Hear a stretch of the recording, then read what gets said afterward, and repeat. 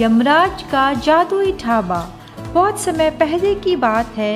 एक सुंदर से गांव में राजू नाम का ढाबे वाला रहता था। वह दिन रात मेहनत करता था, इसके बाद भी उसे मुनाफा नहीं मिलता था। एक दिन वह अपने ढाबे की सफाई कर रहा था, तभी उसे पास के खेत में एक जादुई बक्सा मिला।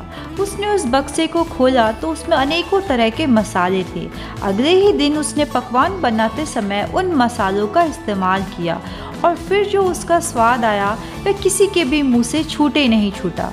लोगों में बात फैली, एक से दूसरा और दूसरा से तीसरा। इस तरह पूरे गांव और पड़ोस वाले गांव के भी लोग उसके ढाबे पर खाना खाने आया करते थे। मसालों का बेहतर संतुलन और स्वाद से सभी खिंचे चले आते। जल्द ही मुनाफे से उसने एक बड़ी सी दुकान खरीदी।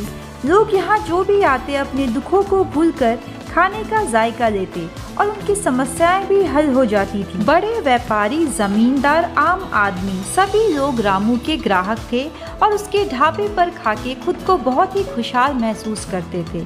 उसकी समृद्धि और सुख की बात यमराज के कानों तक गई। तभी उन्होंने उसे जांचने का फैसला किया।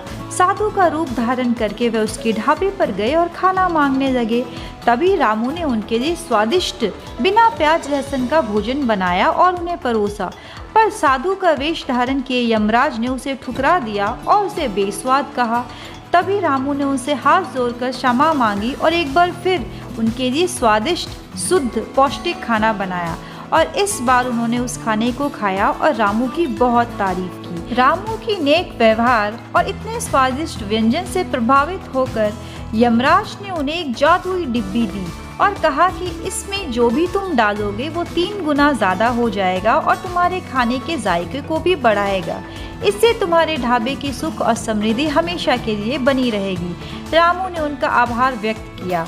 उस दिन के बाद से उसकी दुकान मानो आसमान छू रही थी। सभी तरह के ग्राहक उसकी दुकान पे आते और अपनी परेशानियों का हल पाते थे। रामू ने अपने जादुई मसालों का उपयोग व्यापारी, जमींदार, गरीब, असहाय सबकी भलाई के लिए लगाया और उन्हें संतुष्ट किया। उसका ढाबा सुख और समृद्धि का केंद्र बन गया। Don't forget to share and subscribe the channel for more videos.